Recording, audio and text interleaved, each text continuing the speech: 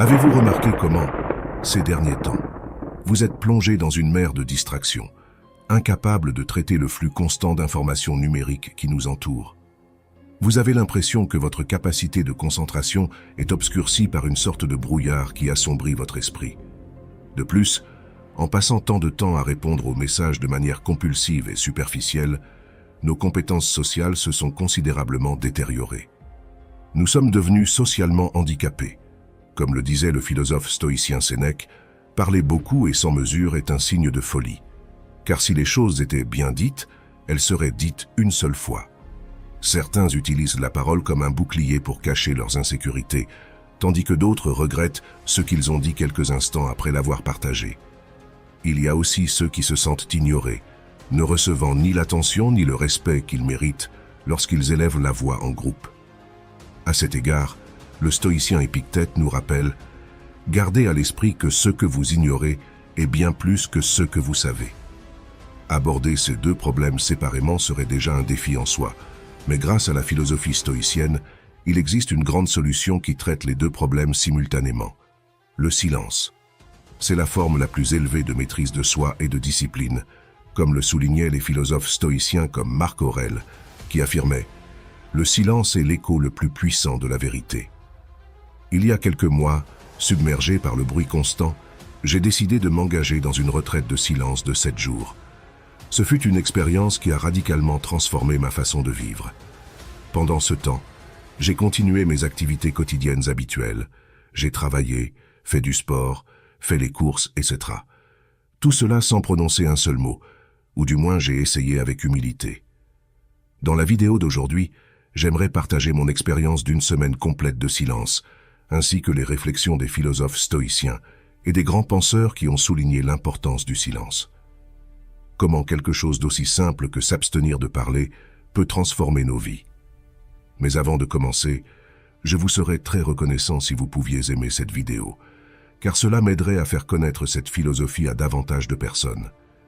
Si vous ne voulez manquer aucune vidéo, abonnez-vous et activez les notifications.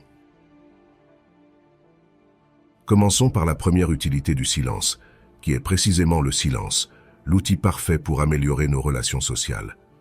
Comme le disait Sénèque, écoutez beaucoup et parlez peu. Ne vous précipitez pas pour donner vos propres opinions et ne sous-estimez pas celles des autres. La nature, l'univers et la vie elle-même nous ont donné 2 oreilles et une bouche. Léonard de Vinci nous a légué une sagesse intemporelle. Apprenez à écouter et parlez moins. En d'autres termes, nous devrions consacrer plus de temps et d'efforts à écouter les autres qu'à parler nous-mêmes. Cela signifie qu'en prêtant une attention particulière à ce que disent les autres, nous pouvons mieux comprendre leurs pensées, sentiments et perspectives. Vous avez sûrement déjà entendu le dicton « Vous êtes maître de ce que vous gardez pour vous et esclave de ce que vous dites ». Tout comme les huîtres s'ouvrent sous la pleine lune, révélant leur intérieur au crabe, celui qui parle trop s'expose, se mettant entre les mains de l'auditeur. C'est un sort commun pour ceux qui ne gardent pas le précieux don du silence. Dans les négociations, le silence est une clé maîtresse. Comme Sénèque nous le disait, rien n'enseigne autant que le silence.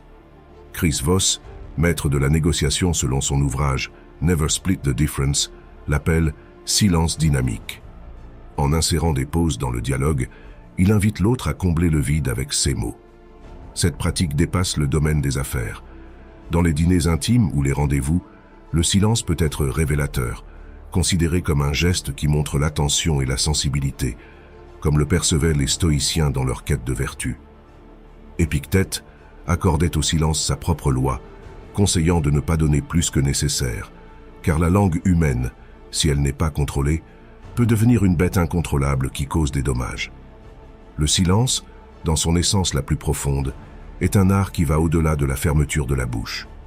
Il nécessite de calmer l'esprit, une compétence de plus en plus insaisissable dans notre société actuelle. Trop souvent, nous sommes impatients de parler sans prendre le temps d'écouter ou de réfléchir à ce que nous allons dire.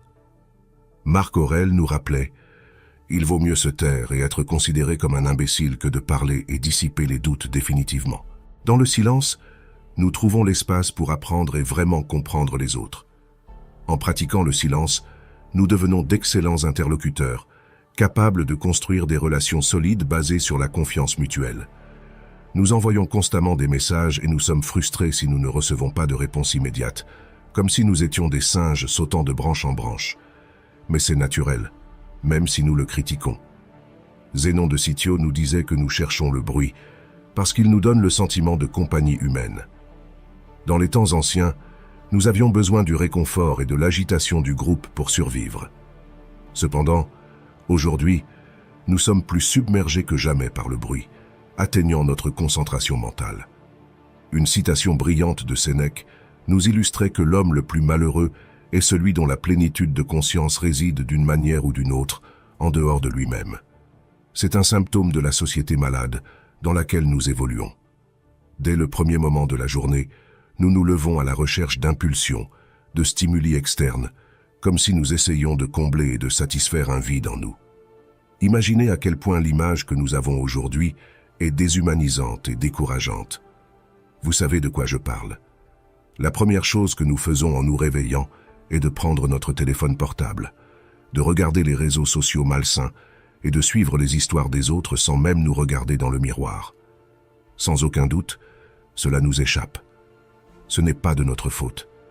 Nous sommes constamment bombardés de messages, de publicités, de notifications et de stimuli numériques. Nous sommes plongés dans une crise d'immédiateté. Nous avons remplacé la profondeur d'écrire une lettre à notre bien-aimé, la chaleur d'appeler notre meilleur ami au téléphone, et le courage de nous approcher de quelqu'un dans une bibliothèque, un métro ou un restaurant. Tout cela a été remplacé par la hâte de glisser sur des profils et d'envoyer des messages superficiels et dénués de sens. Comme le disait Sénèque, la vie est très courte et la tâche de la vie est de l'étendre.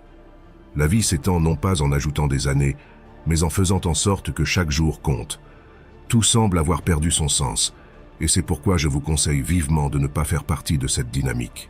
Maudits et toxiques réseaux sociaux, nous sommes des êtres vides et complètement absorbés, sans énergie, sans noyau, sans âme, sans rien. Et chaque jour que nous nous levons, nous cherchons quelque chose d'extérieur, comme si nous dépendions de quelque chose que nous ne pouvons pas contrôler. Et c'est vraiment triste, pour ne pas dire déprimant. Nous cessons de chercher à l'extérieur pour cultiver l'intérieur.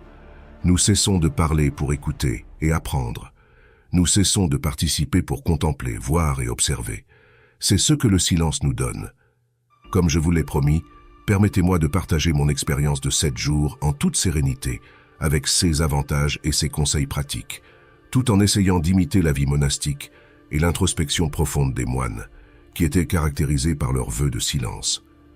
J'ai imaginé ce que serait l'expérience de maintenir le silence au milieu de nos activités quotidiennes, d'interagir avec la famille, les amis, la partenaire, et même avec les employés du supermarché ou les serveurs. Ce fut l'une des expériences les plus enrichissantes que j'ai vécues. Bien que je doive avouer que quelques mots m'ont échappé, c'était beaucoup plus difficile que je ne l'imaginais. En particulier, la communication avec ma partenaire, mes parents et d'autres personnes dans des situations ordinaires est devenue compliquée, comme on pouvait s'y attendre, car communiquer en silence est assez compliqué. Cependant, cela m'a apporté une grande quantité d'apprentissage. Pour moi, le silence est devenu une expérience extraordinaire que je répéterai sûrement. Pourquoi ? Parce que j'ai ressenti une augmentation notable de ma concentration et de mon focus. Toute forme d'anxiété, de frustration ou de préoccupation pour le passé ou l'avenir s'est simplement dissipée. En étant silencieux, j'ai pu avoir un dialogue interne plus profond avec moi-même, ce qui m'a donné une marge de manœuvre et de réflexion pour analyser mes réponses et démêler les schémas de pensée négatifs. Ce sont des réflexions que nous n'avons souvent pas l'occasion de faire lorsque nous parlons, ce qui est toujours fascinant. De plus, toutes sortes d'impulsions superficielles ont perdu de leur force. Pourquoi ? Parce qu'en restant silencieux, j'ai trouvé la véritable capacité de me demander « Est-ce vraiment ce que tu veux ? Ou vas-tu succomber à ce désir ?» Cela m'a sans aucun doute permis d'avoir un plus grand contrôle sur mes actions. Le silence m'a donné la possibilité d'examiner les émotions négatives et les schémas de pensée négatifs que je ne savais pas habiter en moi pendant la journée. C'était un dialogue interne avec mon subconscient qui parfois peut tendre à nous tromper. Vous pensez que vous n'avez pas ces schémas jusqu'à ce que vous cessiez de parler et que vous soyez beaucoup plus conscient dans ce profond moment de réflexion. C'est là que vous pouvez vraiment vous transformer. Je n'ai jamais atteint cette profondeur d'introspection, même dans mes pratiques de méditation les plus intenses. Comme Sénèque nous le disait, une vie sans réflexion ne vaut pas la peine d'être vécue. C'était une expérience étonnante et extrêmement enrichissante, qui vous arrivera aussi. J'ai été stupéfait par la fréquence à laquelle les gens parlaient simplement pour remplir le silence, oubliant le précieux conseil d'Épictète. Nous avons 2 oreilles et une seule bouche pour pouvoir écouter plus et parler moins. Je restais calme sans dire un mot. Je souriais simplement et hochais la tête, suivant le chemin de la sérénité proposé par Marc Aurèle qui disait « Rappelez-vous que les hommes ne sont pas influencés par des discours persuasifs, mais par ceux qu'ils ressentent en vous écoutant. » Sans avoir besoin de fouiller, j'ai laissé les mots couler autour de moi. Si vous renforcez l'écoute active et posez des questions et encore des questions, en donnant libre cours à votre curiosité d'apprendre, le puissant acte de se taire, d'accepter simplement et de sourire à n'importe quel dialogue, comme l'enseignait Socrate, la vraie sagesse est de reconnaître à propre ignorance. Les mots coulaient et coulaient sans cesse pendant que je restais silencieux, sans donner de réponse. C'était vraiment extraordinaire et incroyablement gratifiant à voir. Cela est dû au fait que vous renforcez votre intellect et votre richesse mentale tout en apprenant à vous écouter vous-même et à agir avec toutes vos capacités, grâce à la dichotomie du contrôle stoïcien. Nous vivons dans une société où, en raison de nos circonstances, qu'elles soient professionnelles, personnelles ou familiales, nous n'avons pas le temps de réfléchir et par conséquent d'organiser notre pensée. C'est finalement un précieux outil que nous offre le pouvoir du silence. Une chose curieuse mais vraie est que vous remarquerez que vous n'aurez presque pas besoin d'utiliser des notes ou des applications mobiles pour noter de petites choses que vous oubliez auparavant. De sorte que votre lucidité mentale, grâce au silence, sera considérablement augmentée. Je vous encourage tous à vivre cette expérience et à la pratiquer chaque jour. Comment? Pourquoi ne pas consacrer des minutes, des heures, voire des blocs de temps complets au silence total, sans prononcer un seul mot, par exemple avant de se coucher? Je vous inviterai également à chercher des passe-temps qui vous plongent dans le silence, que ce soit quelque chose d'aussi simple que de faire des puzzles ou de peindre des mandalas. Vous remarquerez comment, dans votre vie quotidienne, votre ton de voix était très élevé et grâce au silence, il sera beaucoup plus posé, calme et clair. Vous transmettez des messages plus directs et clairs à vos auditeurs, alors qu'auparavant vous pourriez parler pour parler, parfois sans sens. Mais cela ne s'arrête pas là. Vous remarquerez que les autres vous prêtent encore plus d'attention qu'avant, car vous capterez sans aucun doute leur intérêt. Si vous pouvez vous soumettre à un vœu de silence, vous ne perdrez rien. Ce sera simplement une autre occasion de vous découvrir.